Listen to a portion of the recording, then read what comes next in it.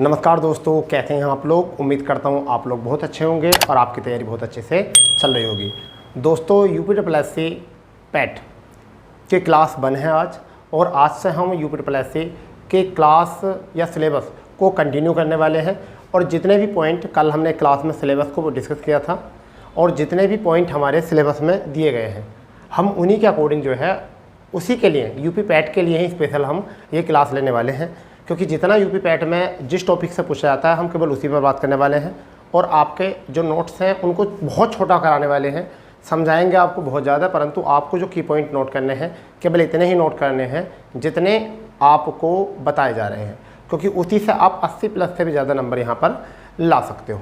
इसमें हमारी क्लास जो है वह आज शुरू होती है पहली, और पहला टॉपिक जो है वो प्राचीन भारतीय इतिहास में पहला टॉपिक है भारत की सिंधु सभ्यता, जो सिंधु घाटी सभ्यता है। अब ये एक ऐसी सभ्यता है, थोड़ा सा इसके बारे में बात कर लेते हैं, फिर उसके बाद में शुरू करते हैं।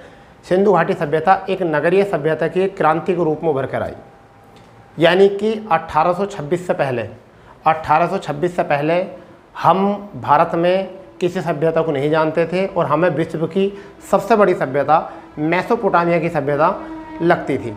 हम सब मानते थे कि विश्व की सबसे बड़ी या सबसे पुरानी जो सभ्यता है वह मेसोपोटामिया की सभ्यता है। परंतु 1826 ईस्वी में चार्ल्स मैसन के द्वारा हड़प्पा नाम के स्थान की खोज हुई, परंतु वहाँ पर लोगों ने यहाँ पर कोई गौर नहीं दी, उनकी बात पर किसी ने गौर नहीं दी। अंततः होता है क्या, 1853-54 के समय में, यानी कि 1850 की सदी में, जो आपके दशक में चल रहा था, उस समय पर हड़प्पा में रेलवे लाइन का निर्माण हो रहा था। आपको पता है 1853 में पहली रेलगाड़ी चली थी, ठीक है। उससे पहले 1837 में भी मद्रास में चल गई थी मालगाड़ी को लेकर, जबकि सवारी गाड़ी जो चली थी 1853 को मुंबई से थाने 34 किलोमीटर चली थी।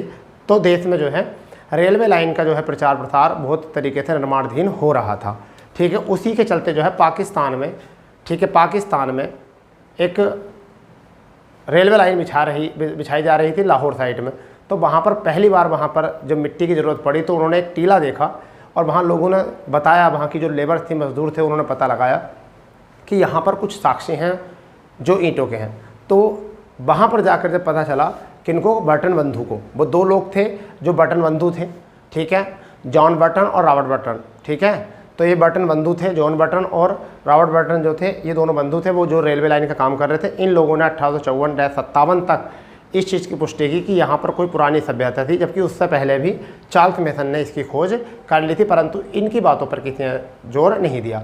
इसका मतलब ये बताते हैं कि जो हमारी मेसोपोटामिया की सभ्यता थी उससे भी 13 गुना इसका क्षेत्रफल है। तो अब दुनिया की सबसे बड़ी जो सभ्यता है वो कौन सी है, सिंधु घाटी सभ्यता है, जिसके बारे में हम पढ़ने वाले हैं। तो आज जो हम इसको करने वाले हैं बहुत आसान तरीके से करने वाले हैं, पैट के अकॉर्डिंग करने वाले हैं। हम जो सीखेंगे बेटा, सीखेंगे खोज, फिर हम सीखेंगे काल, फिर हम नामकरण, फिर उद्भव, और फिर विशेषता, कि इसकी क्या खोज थी, क्या काल था, क्या नामकरण कैसा हुआ, उद्भव कैसा हुआ, और विशेषता क्या थी। फिर बाद में पढ़ेंगे हम विस्तार के बाद में पढ़ने वाले हैं हम नोट पॉइंट, और नोट पॉइंट के बाद में पढ़ने वाले हैं हम हमारे जो बड़े नगर हैं उनके बाद। फिर सामाजिक जीवन पढ़ने वाले हैं, फिर हम आर्थिक जीवन पढ़ने वाले हैं, फिर राजनीतिक जीवन पढ़ने वाले हैं, फिर धार्मिक जीवन पढ़ने वाले हैं। उसके बाद में जो हम पढ़ने वाले हैं वो पढ़ेंगे आपके जितने भी प्रमुख स्थल थे और उनसे प्राप्त साक्ष्य। ये हमारी पूरी पैकेज हो जाएगा सिंधु घाटी सभ्यता का। तो एक बार रिवाइज करते हैं, कैसे पढ़ेंगे। सबसे पहले खोज, फिर काल, फिर नामकरण, उद्भव, विशेषता, ये पढ़ लेंगे। उसके बाद में नोट इन पॉइंट, कुछ महत्वपूर्ण पॉइंट, जैसे कि अगर बात आए कि नेशन आपका नेटिव ऑफ जर्मनी किसकी पुस्तक है, ये नोट पॉइंट आ जाएगा आपका, चार्ल्स मैसन की है। आपसे आ जाएगा अफगानिस्तान में वो 2 स्थल, उनके नाम बताओ, तो मुंडीकाक और एक आपका नाम है सोर्तगोई, ठीक है, ये आप याद कर लोगे। फिर सबसे पहले खोजा गया जो नगर था वो कौन सा था, तो हड़प्पा सबसे पहले खोजा गया था, ठीक है। सबसे बड़ा जो नगर है वो कौन सा है, मोहनजोदाड़ो। तो ऐसी बातों पर भी हम सब पर बात करेंगे। और भारत में सबसे बड़ा कौन सा है, ये नोट पॉइंट हो गए हमारे, इन पर बात करेंगे। फिर उसके बाद में हम बात करने वाले हैं आर्थिक जीवन क्या है, सामाजिक जीवन क्या था, राजनीतिक जीवन क्या था, धार्मिक जीवन क्या था, इन पर बात करेंगे। फिर हम लास्ट टाइम पे जो बात करेंगे वो करेंगे कि स्थल और साक्ष्य, और इतने से ही आपका जो है पूरा जो है पैट कट पॉइंट बन जाएगा, टॉपिक हो जाएगा आपके लिए सफिशिएंट। तो शुरू करते हैं, समझने की बात है। देखिए, सबसे पहले अगर खोज की बात करते हैं तो चार्ल्स मैसन ने खोज की थी 1826 में, किसकी, हड़प्पा की। फिर बाद में क्या हुआ कि बटन बंधु, जैसे कि यहाँ से लेकर यहाँ लाइन बिछ रही थी, ठीक है, कराची और लाहौर के बीच में जो थी लाइन बिछ रही थी यहाँ पर रेलवे, तो यहाँ पर जो है एक टीला मिलता है और यहाँ से मिट्टी उठा के यहाँ पर लगा रहे थे। तो जब उनको थोड़ा पता चला तो बटन बंधु जो थे ये थे। परंतु भारत में पुरातात्विक विभाग के जो अध्यक्ष बने वो कौन बने, वो अलेक्जेंडर कनिंघम बने उस समय पर। तो उस समय पर कौन थे, अलेक्जेंडर कनिंघम थे। और जॉन मार्शल की अध्यक्षता में, किसकी अध्यक्षता में, जॉन मार्शल की अध्यक्षता में जो है दयाराम साहनी और राखल दास बनर्जी ने इन्होंने क्या करी, खोज। तो पहले खोजकर्ता में आते हैं तो चार्ल्स मेसन पहले हो गए हैं, फिर बटन बंधु, फिर अलेक्जेंडर कनिंघम, फिर आपके जॉन मार्शल और दयाराम साहनी और राखल दास बनर्जी, ये मुख्य हैं। इनके अतिरिक्त जो है वो और भी हो सकते हैं। तो आप इनको इसी तरीके से नोट भी कर सकते हो और चाहो तो इसे स्क्रीनशॉट भी ले सकते हो।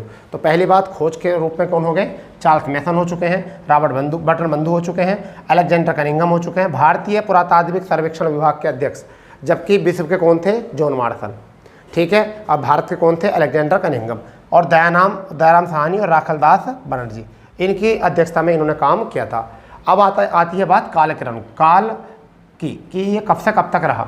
तो कुछ लोगों का मानना है जॉन मार्शल के अनुसार कि 3250 से लेकर 1750 बीसी तक, 3250 से लेकर 1750 बीसी तक जो है वह जॉन मार्शल के अनुसार सिंधु घाटी सभ्यता का जो था काल रहा था। जबकि डीपी अग्रवाल जो है कार्बन C14 पद्धति जिससे कि कालक्रम निकाला जाता है, उसके अनुसार जो था 1350 से लेकर 1750, और यही हमारी जो है मानी जाती है। आज जो चर्चा में रहती है वह यही रहती है, आज जो चर्चा में रहती है वो क्या रहती है, 1350 से लेकर 1750 वाली ही रहती है। तो आपने कालक्रम देख लिया है। अब बात आते हैं नामकरण का नाम क्या था। तो सिंधु सभ्यता, इसका नाम क्यों पड़ा, सिंधु नदी के आसपास बसी हुई। पहले सभ्यताएं क्यों नदियों के पास बसती थी, जैसे नील, मिस्र की सभ्यता नील सभ्यता कहते हैं, मिस्र में नील नदी थी उसे कहते हैं, ठीक है। तो नील नदी की सभ्यता मिस्र की सभ्यता को कहते हैं, ठीक है। ऐसे ही भारत की सिंधु घाटी सभ्यता, जो हड़प्पा सभ्यता उसे क्या कहते हैं, सिंधु घाटी सभ्यता, क्योंकि सिंधु की घाटी पर बसी सभ्यता थी। क्यों थी सभ्यता नदियों के किनारे पर, क्योंकि जल की उपलब्धता हो जाती थी आराम से, ठीक है। पशुओं को और जो व्यक्ति थे उन सभी को जल के संसाधन जो थे आसानी से उपलब्ध हो जाते। उस समय पर ऐसा थोड़ा है कि ट्यूबवेल आपके रखे हैं, समरसेबिल आपके रखे हैं। आज तो आप एकदम बटन दबाइए, समरसेबिल से पानी शुरू। तो सिंधु घाटी सभ्यता क्योंकि सिंधु नदी के तट पर बसी हुई थी। हड़प्पा सभ्यता इसका नाम क्यों पड़ा, क्योंकि यहाँ पर हड़प्पा की खोज सबसे पहले हुई थी नगर की। सैंधव सभ्यता क्यों रखे गए, सैंधव माने होता घोड़ा, घोड़े के साक्ष्य जो है यहाँ पर कुछ जगह पर मिले थे। यहाँ नगरीय सभ्यता क्यों कहा जाता है, क्योंकि इसमें नगर जो थे, नगर बसे हुए थे, इस वजह से इसका नाम पड़ा नगरीय सभ्यता। तो कहने का मतलब यह है कि सिंधु सभ्यता, हड़प्पा सभ्यता, सैंधव सभ्यता और नगरीय सभ्यता, इस तरीके से हम इनको याद रख सकते हैं इतने से ही। अब आता है उद्भव, कि इसका उद्भव कहाँ से हो। तो विदेशी लोगों का मत जो है वो क्या है कि सिंधु घाटी सभ्यता जो थी सुमेरियन सभ्यता थी। क्या थी, सुमेरियन लोग जो थे उन्होंने ही आके ये बताई थी, तो इसलिए कुछ लोग कहते हैं सुमेरियन सभ्यता।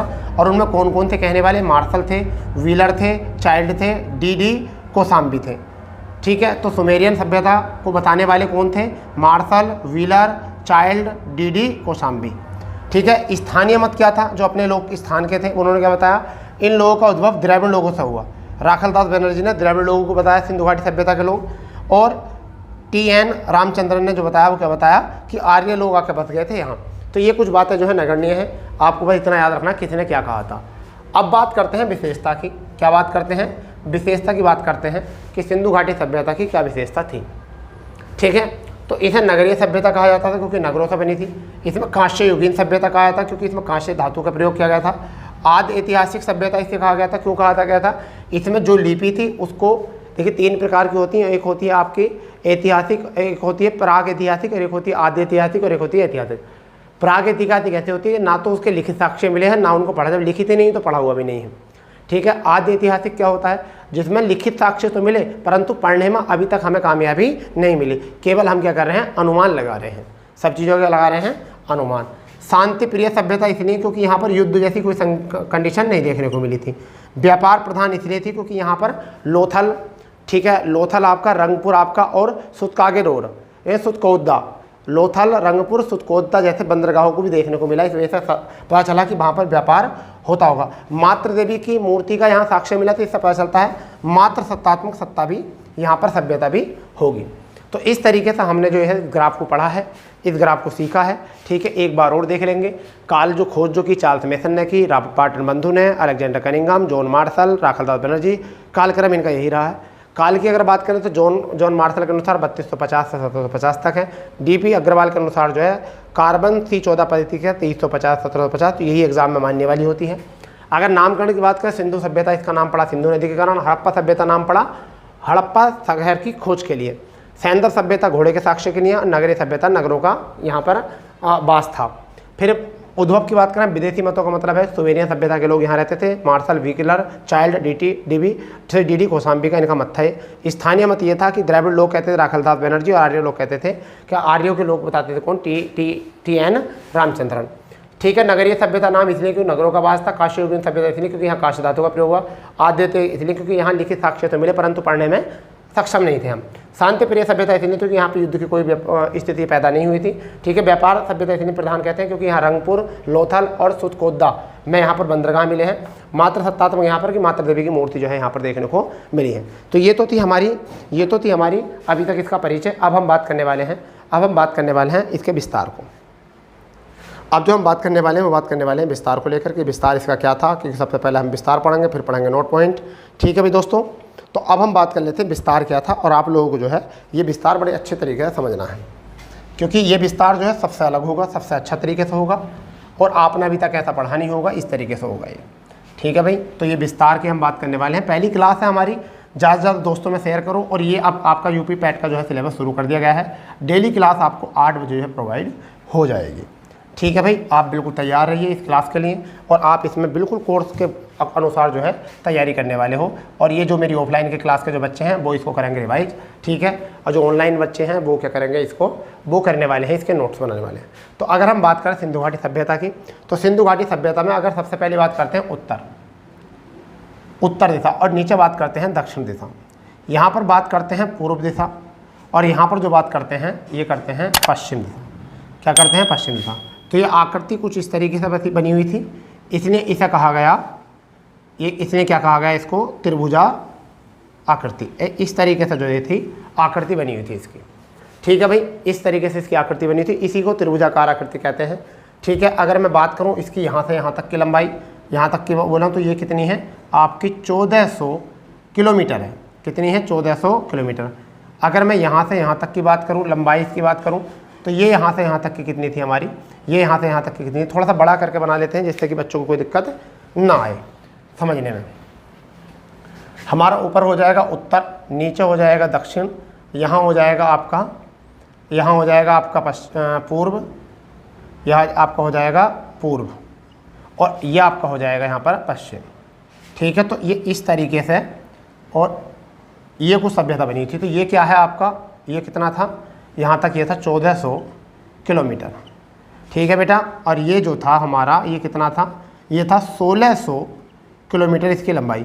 यानी कि उत्तर से दक्षिण जो लंबाई है, उत्तर से दक्षिण जो थी वो कितनी थी, 1400 किलोमीटर थी, और पश्चिम से पूर्व जो थी 1600 किलोमीटर थी। अब बात आती है इसमें और बढ़िया बात क्या है कि देखिए ऊपर जो है वो क्या जगह थी, वो थी आपकी मांडा। क्या थी, मांडा। ठीक है, और मांडा में एक जगह थी अख्तूर एक जगह थी मांडा, और मांडा में एक जगह क्या थी, अख्तूर। ये कहाँ पर है ये आपको पता होना चाहिए, ये जम्मू कश्मीर में है।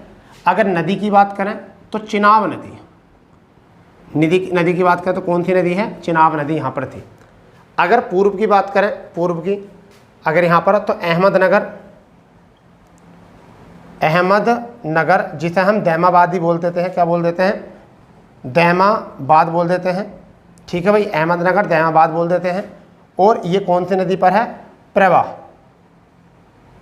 प्रभा नदी, किसकी, गोदावरी की सहायक नदी। किसकी, गोदावरी की सहायक नदी है। पूर्व में अगर हम बात करें, पूर्व में तो आप यहाँ पर पूर्व में एक जगह देखोगे पुरा, और ये कहाँ पर है, आलमगीरपुर। कहाँ पर, मेरठ। कहाँ पर है भैया, मेरठ में। और कौन सी नदी है, हिंडन नदी है। तो ये भी थोड़ा याद रखेंगे। अगर बात करते हैं हम इस साइड, तो यहाँ पर क्या है, सुतकागेडोर, सुतकागेडोर। ये कहाँ पर है, बलूचिस्तान में है। और ये कौन सी नदी है, दास्क नदी है। कौन सी नदी है, दास्क नदी भैया। तो ये हो गया हमारा विस्तार, ये हमारा क्या हो गया है, विस्तार। और ये विस्तार मेसोपोटामिया की सभ्यता से, मान लो यहाँ पर क्या है, मेसोपोटामिया की सभ्यता से कितना है, 13 गुना। यानी कि इसका क्षेत्रफल की अगर हम बात करें, अगर हम इसकी क्षेत्रफल की बात करें तो लगभग 12.99 लाख वर्ग किलोमीटर, कहीं कहीं 13 लाख वर्ग किलोमीटर भी इसका मिला हुआ है। तो ये तो हो चुका है हमारा विस्तार। ऊपर जम्मू कश्मीर है, जम्मू कश्मीर में क्या जगह है, मांडा जगह है, अख्तूर ज़िला है, ठीक है, चिनाब नदी है, चिनाब क्या है, नदी है। नीचे अगर बात करें दक्षिण में तो अहमदनगर, जहाँ दैमाबाद है, ठीक है, मध्य प्रदेश वाला एरिया है, एमपी वाला एरिया है, ठीक है भाई। और प्रभा नदी है यहाँ पर, और गोदावरी की सहायक नदी है ये, ठीक है भाई। अगर बात करें पश्चिम में तो सुतकागेडोर है बलूचिस्तान में, और दास्क नदी है ये, कहाँ पर, दास्क नदी। आगे बात करते हैं पूरब में, तो पूरा एक जगह है, आलमगीरपुर में पड़ती है, और मेरठ यहाँ पर है, उत्तर प्रदेश की जगह है, और हिंडन नदी पर यहाँ पर पड़ता है। तो ये हो चुका विस्तार। आप ले लीजिए यहाँ से स्क्रीनशॉट, ठीक है भाई। आप इसका स्क्रीनशॉट लो, इसे लिखो, चॉइस इज योर, ठीक है भाई। अब हम बात करते हैं यहाँ पर कुछ जो है ना, कुछ आपके नोट पॉइंट पे बात करेंगे हम। पहला कुछ नोट पॉइंट, उसके बाद में जीवन, आर्थिक जीवन, सामाजिक जीवन, धार्मिक जीवन, इन पर बात करेंगे। मगर पहले जो है आप ऐसे नोट पॉइंट लिख लीजिए जो कि आपको सीधे एग्जाम में, सीधे परीक्षा में देखने को मिल रहे हैं, ठीक है भाई। हो गया इतना, बताओ कोई दिक्कत तो नहीं चल रही ना अभी तक, आपको दिख रहा होगा अच्छे से। चलिए अब बात करते हैं कुछ नोट पॉइंट की जो कि आपको बहुत ज़्यादा डाउट से घिरे हुए हैं सॉरी, और बहुत ज़्यादा जो है आपको ध्यान रखने वाले हैं। सबसे पहले बात ये कि नेटिव ऑफ जर्नी आपको लिखना है, नोट इन पॉइंट, ऐसे लिख लेने हैं, ये मोस्ट है। तो सबसे पहला पॉइंट जो है वो क्या है, native of journey, native of journey. ये किसकी पुस्तक है, अगर बताएं तो चार्ल्स मेसन की। किसकी है, चार्ल्स मेसन। किसकी पुस्तक है भाई, चार्ल्स मेसन की, जिसमें इसकी जर्नी के बारे में बताया है, ठीक है। अगर बात करें तो अफगानिस्तान में दो मात्र स्थान हैं। कैसे हैं, दो मात्र स्थल हैं जिनके क्या क्या नाम हैं। एक तो है सोर्तुगोई,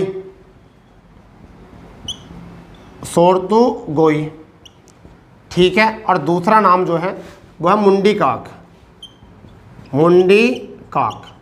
ये दो जगह जो है वो कहाँ है, अफगानिस्तान में।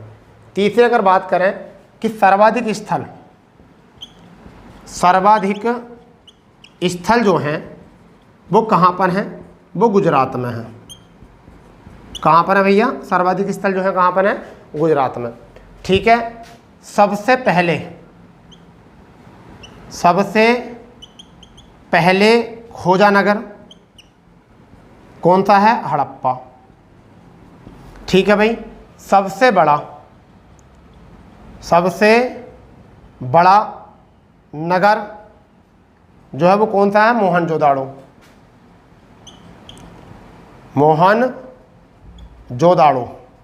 जिसे मृतकों का टीला कहते हैं, मृतकों का टीला कहते हैं, ठीक है भाई। अगर बात करें यहाँ पर भारत में अगर हम बात करें भारत में सबसे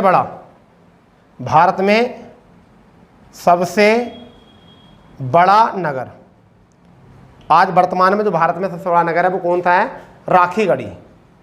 कौन सा है, राखीगढ़ी, ठीक है भाई, हरियाणा में पड़ता है। तो ये कुछ नोट पॉइंट है, पहले इनको नोट करो। यानी कि पहला नोट पॉइंट क्या है, नेटिव ऑफ जर्नी किसकी पुस्तक है, चार्ल्स मेसन की है। आगे बात करते हैं, अफगानिस्तान में केवल सिंधु घाटी सभ्यता के दो ही स्थल हैं, जिनमें एक तो है सोर्तुगोई, कौन सा है, सोर्तुगोई, और एक आपका मुंडी काक है, ठीक है भाई।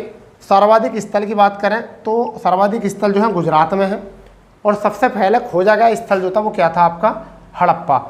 सबसे बड़ा नगर जो खोजा गया वो कौन सा खोजा गया, मोहनजोदाड़ो, जिसे मृतकों का टीला कहा जाता है। और भारत में सबसे बड़ा नगर या स्थल जो है वो कौन सा है, राखीगढ़ी। ठीक है भाई, एकमात्र ऐसा नगर था, एकमात्र चुन्होदड़ो ऐसा नगर था, चुन्होदड़ो ऐसा नगर था जो क्या था, पूर्णतः ग्रामीण था। और सारे नगर कैसे थे, और सारे नगर जो थे वो क्या थे, शहरी थे। और यहाँ पर वक्राकार ईंटों का प्रयोग किया जाता था, वक्राकार ईंटों का प्रयोग किया जाता था। ये भी पॉइंट बनाने का है, वक्राकार ईंटों का प्रयोग किया जाता था। ठीक है भाई, कच्ची ईंटों का जो प्रयोग किया गया सॉरी, चलो यहाँ ही लिख देते हैं। कच्ची ईंटों का जो प्रयोग किया गया है, कच्ची ईंटों का जो प्रयोग किया गया है वो किया गया कहाँ पर, कच्ची ईंटों का कालीबंगा रंगपुर में। कहाँ पर, कालीबंगा और रंगपुर। एक ये भी नोट पॉइंट आपका बढ़िया है, कच्ची ईंटों का प्रयोग कालीबंगा और रंगपुर में आ जाएगा।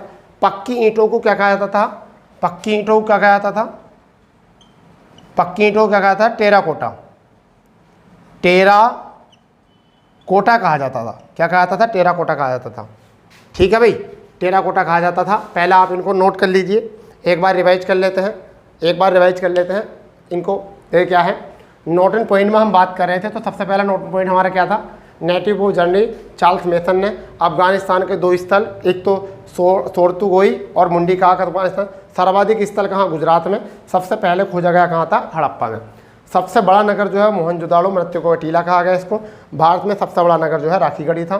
ठीक है, चुन्होदड़ो एक ऐसा स्थान था जहाँ पर कि ग्रामीण कंडीशन थी और वक्राकार ईंटों का प्रयोग किया जाता था। कच्ची ईंटों का प्रयोग जो था कालीबंगा रंगपुर में किया गया था। पक्की ईंटों को टेराकोटा कहा जाता था। इतनी चीज़ें नोट कर ली हो तो बताओ, इतनी चीज़ें नोट कर ली हो तो आप बताओ, आगे बढ़ते हैं। ठीक है भाई, इसके अतिरिक्त और भी कुछ ऐसे पॉइंट हैं जो आपको बताने पड़ेंगे, वो क्या है समझ लो उनको। और भी नोट पॉइंट हैं इसके अतिरिक्त, इतना ही नहीं है, आगे भी नोट पॉइंट आपको याद रखने। यही तो एग्ज़ाम में आते हैं, ये एग्ज़ाम में आते हैं। यानी कि देखिए, सभी स्थलों के खिड़की व दरवाजे सड़क के विपरीत खुलते थे, सड़क के विपरीत। उसकी 2 कंडीशन थी, एक तो घर में धूल मिट्टी नहीं आए और एक दो वो बच्चे जो है सड़क पर ना आए। जबकि लोथल एक ऐसा स्थल था, जिसके दरवाजे सड़क की ओर खुलते थे। दरवाजे किसके तरफ खुलते थे, सड़क की ओर खुलते थे। ठीक है भाई, सड़क की ओर खुलते थे। ठीक है, इतनी बात यहाँ से याद रखनी है। मिट्टी का हल, अगर मैं बात करूँ, मिट्टी का हल यहाँ भी मोस्ट है।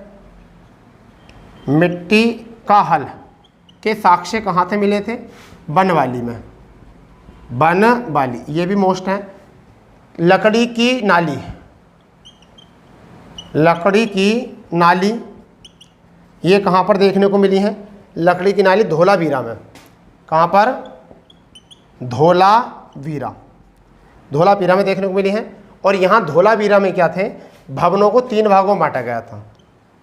भवनों को 3 भागों में, जबकि जनरली 2 भागों में बटा होते थे, तो 3 भागों में बांटा हुआ था। ठीक है, तो ये तो हो गए हमारे कुछ पॉइंट हैं, इनको नोट कर लो अच्छे से, इनको नोट करो बढ़िया तरीके से। ठीक है, सभी स्थलों के खिड़की दरवाजे जो सड़क के विपरीत खुलते थे, लोथल दरवाजे सड़क की ओर खुलते थे, जबकि मिट्टी का हल जो है बनवाली से मिला और लकड़ी की नाली जो है धोलावीरा से। अब भवनों के 3 भागों में बांटा गया था यहाँ पर। ठीक है, इतनी बात आ गई है। एक बार क्लास चेक कर लेता हूँ कि कहीं क्लास में कुछ एरर तो नहीं है। ठीक है भाई, कर लीजिए आप इसको नोट, बढ़िया तरीके से नोट कर लो, कोई दिक्कत नहीं है। ठीक है भाई,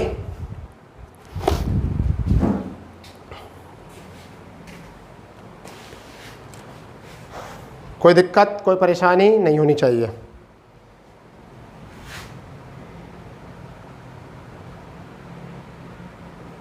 अब इसके बाद में क्या होता है, इसके बाद में देखते हैं कि 6 बड़े नगर थे जिनकी चर्चा सबसे ज़्यादा चलती है।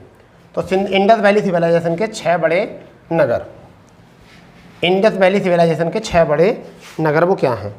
तो इंडस वैली सिविलाइजेशन के 6 बड़े नगर, 6 बड़े नगर, ठीक है भाई। इनमें एक जो था वो क्या था? मोहनजोदड़ो,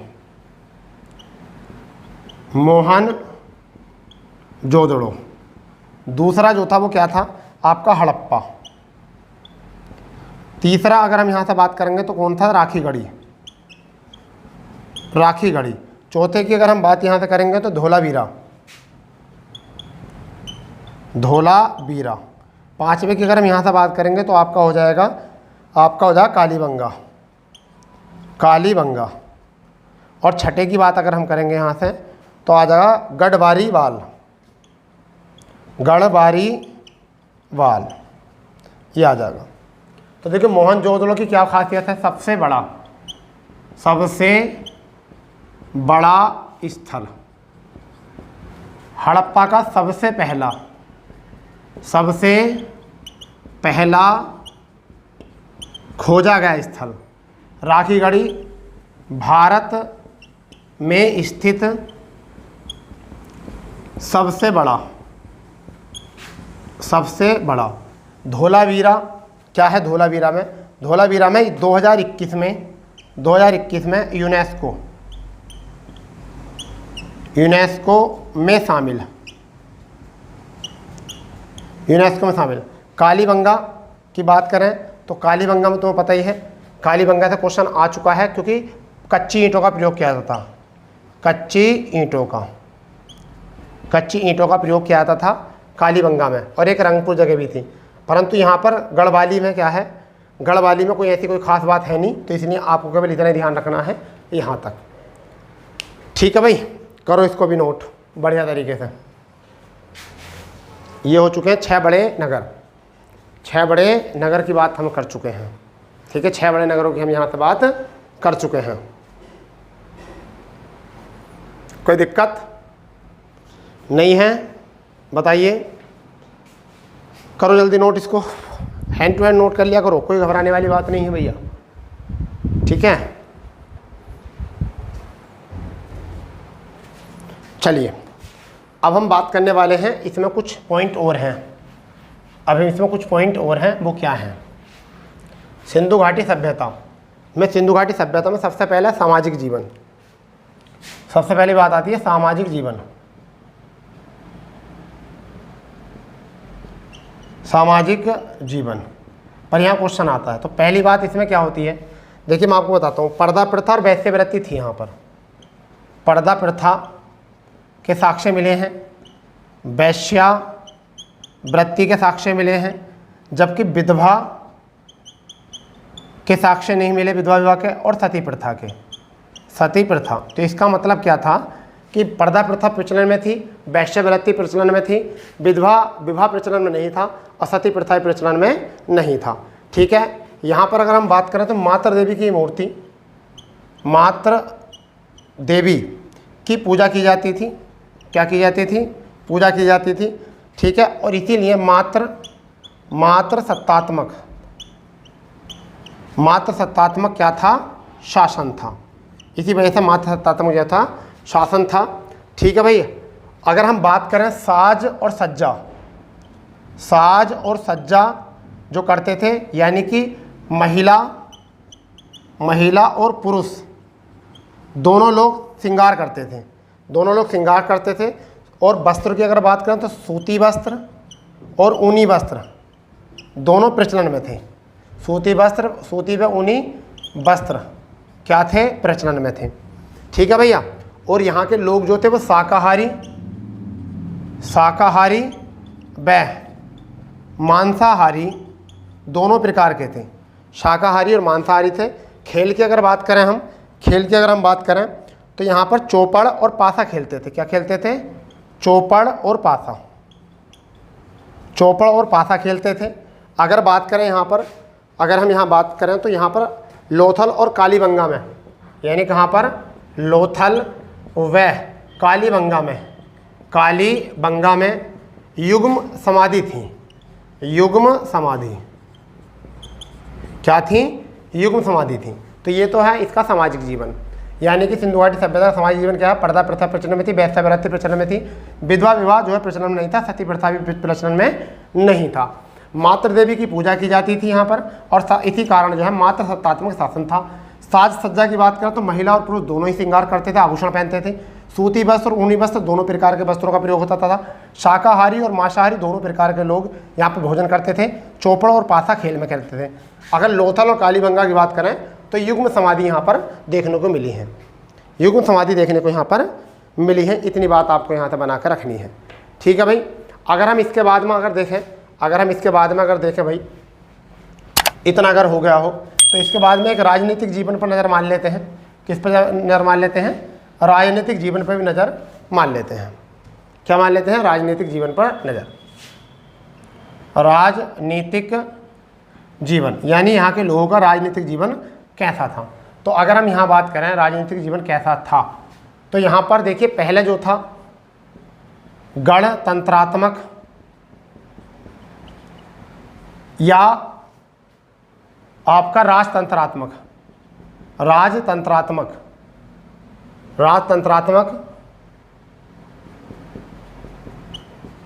शासन के बाद में, गणतंत्रात्मक और राजतंत्रात्मक शासन के बाद में क्या हो गया था?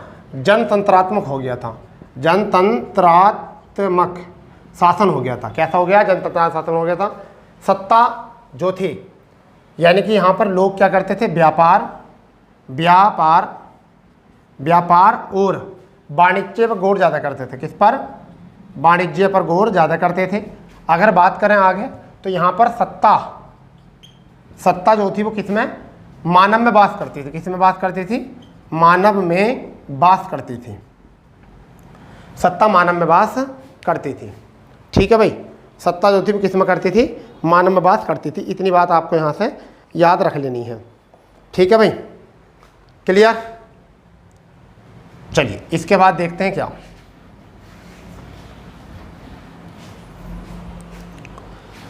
ठीक है, इंक डाल लेते हैं, फिर उसके बाद में करते हैं शुरू कहानी क्या है।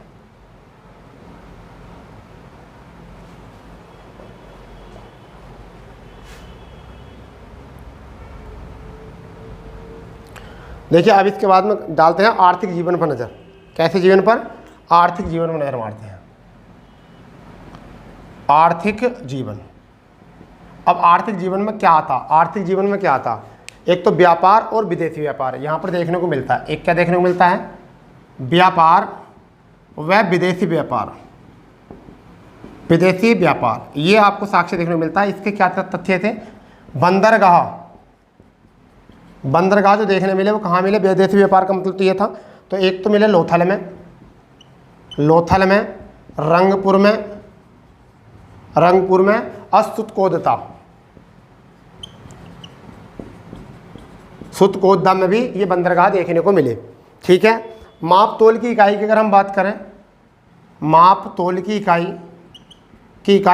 16 के गुणज में थी, 16 के गुणज में, और दशमलव प्रणाली भी लागू थी। दशमलव प्रणाली भी यहाँ पर क्या थी? लागू थी, ठीक है। अगर कृषि की बात करें इसमें, तो कृषि में जो है वो लकड़ी का हल चलता था, हल का प्रयोग होता था लकड़ी का। इतनी बात। व्यापार और विदेशी व्यापार थे यहाँ पर, ठीक है। और आपका हल के लिए अगर हम बात करें तो यहाँ पर क्या था? कुबड़